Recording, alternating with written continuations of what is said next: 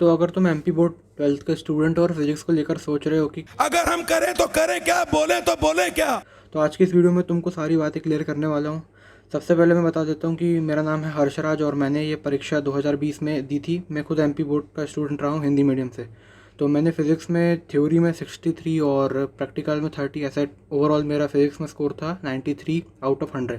तो मैं इस वीडियो में तुमको बताने वाला हूँ कि कैसे मैंने स्कोर किया, क्या थी मेरी स्ट्रैटेजी, कैसे मैंने प्रिपरेशन किया और कौन कौन सी बुक्स का मैंने उपयोग किया। तो वीडियो में लास्ट तक बने रहना और हाँ, चैनल को सब्सक्राइब नहीं किया है तो उसको कर देना। सब कुछ बताने से पहले मैं तुमको एक बात बताता हूँ कि मैं इस वीडियो को कर रहा हूँ 3 पार्ट में कैटेगराइज। पहले पार्ट में हम रखेंगे बुक लिस्ट। इस बुक लिस्ट में तुमको सारी जानकारी दूंगा। दूसरे पार्ट में बताऊंगा कि तुमको प्रिपरेशन कैसे करना है। और तीसरे पार्ट में तुमको ऐसी टिप्स ट्रिक्स दूंगा जो तुमको तुम्हारे एग्ज़ाम में जो तुम्हारे मार्क्स है उसको बूस्ट करने में हेल्प करेगी। और ऐसी बातें भी बताऊँगा जो मैंने गलतियाँ की और जो मेरे को नहीं करनी थी। ये जो वीडियो का पार्ट नंबर 3 है वो मोस्ट इंपॉर्टेंट रहने वाला है, तो पार्ट नंबर 3 को पूरा देखना। तो पहला पार्ट करते हैं शुरू। पहले पार्ट में मैं तुमको बताने वाला हूँ बुक। पहले बताता हूँ कि मैंने कौन सी बुक और कौन से स्टडी मटेरियल से पढ़ा। फिर बाद में बताऊँगा कि तुमको कौन सी बुक और स्टडी मटेरियल से पढ़ना चाहिए ताकि इससे ज़्यादा तुम स्कोर कर सको। तो पहले मैं बताता हूँ मेरा। तो मैंने पूरा मेरा फोकस था कोचिंग के और स्कूल के नोट्स। और दूसरा अगर फोकस था तो ऑब्जेक्टिव को लेकर परीक्षा बोर्ड पे। और परीक्षा बोर्ड में कुछ ऐसे क्वेश्चंस भी थे जो नोट्स में नहीं रहते हैं, तो परीक्षा बोर्ड सिर्फ उस काम के लिए। तो नोट्स और परीक्षा बोर्ड इनमें मैंने फोकस किया। इसके अलावा मेरे पास शिवलाल की और एनसीईआरटी की बुक भी थी, पर इन दोनों बुक को मैंने बहुत ही कम देखा है और शिवलाल की बुक तो बहुत ही कम देखा है। ठीक है, अब मैं तुमको बताता हूँ कि तुमको क्या करना चाहिए। तो सबसे पहले तुमको अपना 100% फोकस रखना चाहिए अपने कोचिंग के और स्कूल के नोट्स में। और अगर तुमको उसके अलावा भी कुछ करना है तो तुम एनसीईआरटी के कुछ क्वेश्चंस कर लेना जो एमपी बोर्ड के लेवल के हो, जो एमपी बोर्ड में आ सकते हो। और तीसरा, तुमको एक बुक खरीद लेनी है परीक्षा बोर्ड। उससे तुमको ऑब्जेक्टिव में और कुछ ऐसे छोटे छोटे क्वेश्चंस जो नोट्स में नहीं रहते वो तुमको उसमें मिल जाएंगे। और शिवलाल की बुक ऑप्शनल, अगर तुम्हारी इच्छा हो तो तुम शिवलाल की बुक भी खरीद सकते हो। वैसे शिवलाल की बुक तो सिर्फ कुछ काम की नहीं रहती, वो सिर्फ इस काम की है कि वो तुम्हारे डाउट जो है, जो तुम नोट्स में से क्वेश्चन करोगे उसमें जो तुम्हारे डाउट आएंगे उन डाउट को क्लियर करने के लिए शिवलाल की बुक रहती है। तो शिवलाल की बुक तो मेरे ख्याल से ना ही खरीदो। तो एक बार और बता देता हूँ कि तुमको क्या क्या करना है। पहला कोचिंग और स्कूल के नोट्स, दूसरा परीक्षा बोध, तीसरा एनसीईआरटी के कुछ क्वेश्चन। तो इन तीनों चीज़ों को करके भी तुम आराम से 95 प्लस या इवन 97, 98, 99 तक आराम से ला सकते हो। तो अब बात करते हैं वीडियो के पार्ट 2 प्रिपरेशन पे। तुमको प्रिपरेशन कैसी करनी है वो इस वीडियो के पार्ट 2 में तुमको मैं बताने वाला हूँ। तो इस पार्ट को भी वैसे ही रखेंगे। पहले मैं बताऊँगा कि मैंने कैसे प्रिपरेशन की, फिर मैं तुमको सजेस्ट करूँगा कि तुमको कैसे प्रिपरेशन करनी चाहिए। देखो, सबसे पहले जो अपनी 12th की जो फिज़िक्स है जो एमपी बोर्ड में आती है उसमें 95% जो क्वेश्चंस रहते हैं वो थ्योरी और थ्योरम बेस्ड रहते हैं, मतलब मेमोरी बेस्ड रहते हैं। आपको याद ही करना पड़ेगा क्वेश्चन को। उसके अलावा जो 5% बचता है उसमें कभी कभी आपके न्यूमेरिकल आ जाते हैं, वरना न्यूमेरिकल आपके एग्ज़ाम में बहुत कम आते हैं।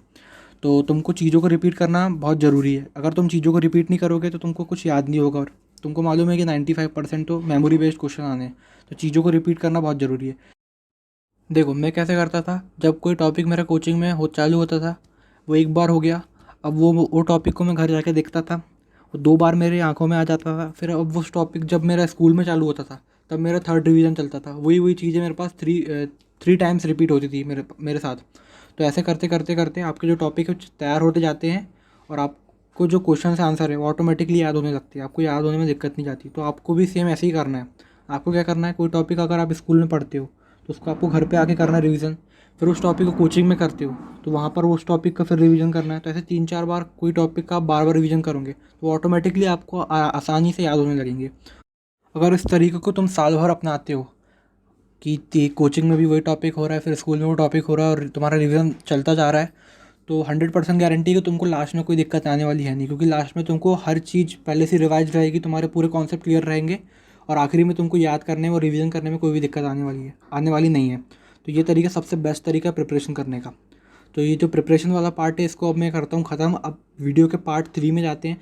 ये जो पार्ट है पार्ट 3, इसमें मैं तुमको बहुत सारी इंपॉर्टेंट बातें बताने वाला हूँ जो तुमको फॉलो करनी है साल भर। देखो, सबसे पहले आती है कंसिस्टेंसी। अगर तुम फिज़िक्स को ऐसा सोचते हो कि अगर तुम एक हफ्ता फिज़िक्स नहीं कर रहे हो और उसके बाद फिर तुम फिज़िक्स चालू कर रहे हो, फिर एक हफ्ते का गैप कर रहे हो, फिर फिज़िक्स कर रहे हो, तो ऐसा बिल्कुल नहीं करना है। हम तुमको रोज़ 1 घंटे करना है फिज़िक्स। क्योंकि फिज़िक्स एक ऐसा सब्जेक्ट है, अगर तुम उसको 4 या 5 दिन भी अगर छोड़ते हो तो तुम्हारे दिमाग से सब कुछ उड़ जाएगा। और वैसे भी फिजिक्स में तुमको मेमोरी बेस्ड क्वेश्चन आने हैं, तो तुमको रोज़ फिजिक्स को रिवाइज करना पड़ेगा। ये हो गई पहली बात। अब दूसरी बात बताता हूँ। देखो, दूसरा है टेस्ट। अगर तुम साल भर अगर तुम अपने खुद से टेस्ट दोगे, साल भर मतलब खुद से टेस्ट, अगर तुम्हारा कोई टॉपिक कंप्लीट हो जाता है, कोई यूनिट कोई चैप्टर तुम्हारा कंप्लीट होता है, तो तुमको उसका टेस्ट बिल्कुल देना। अगर तुम्हारी कोचिंग और स्कूल में टेस्ट नहीं भी हो रहा है, तो तुम खुद ही अपना टेस्ट लो। अगर तुम अपना टेस्ट नहीं लोगे तो तुमको पता ही नहीं चलेगा कि तुम कहाँ स्टैंड करते हो।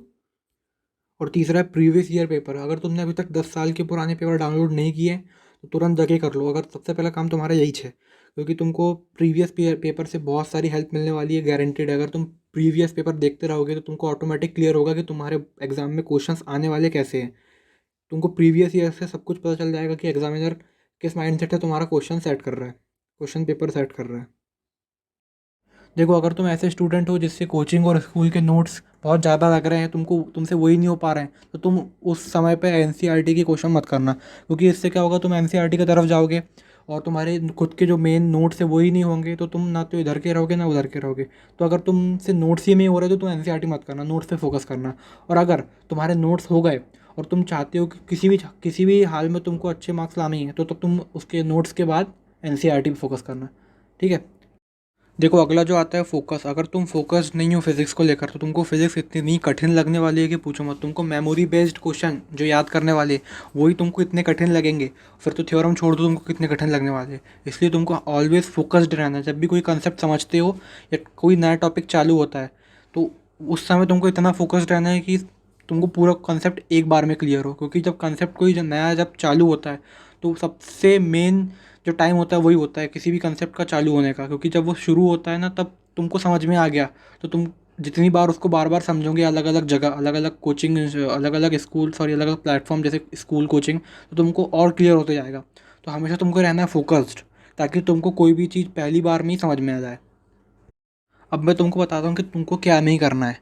तो सबसे पहले जो तुम यूट्यूब में जो वीडियो देखते हो ना कि पेपर वायरल और ये मॉडल पेपर कर लो, तुम्हारे नंबर पक्के, आखिरी दिन इनको पढ़ के चले जाओ, ये इन सब लफड़ेबाजी में तुमको नहीं पढ़ना है।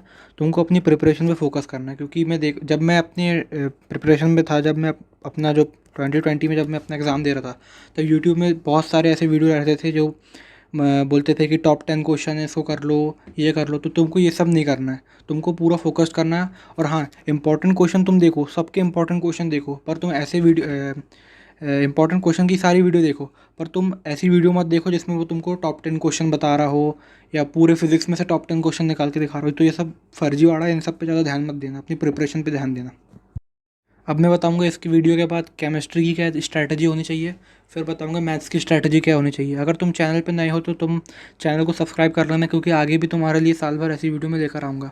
देखो यार, मैं तुम्हारे लिए टाइम निकाल कर इतनी वीडियो बना रहा हूँ, अगर तुम सब्सक्राइब और लाइक नहीं करते हो ना यार, तो बुरा लगता है भाई, आप लोग भी जानते हो यार। लाइक और सब्सक्राइब कर दो। अरे भाई, भाई समझ के बोल रहा हूँ यार। खत्म।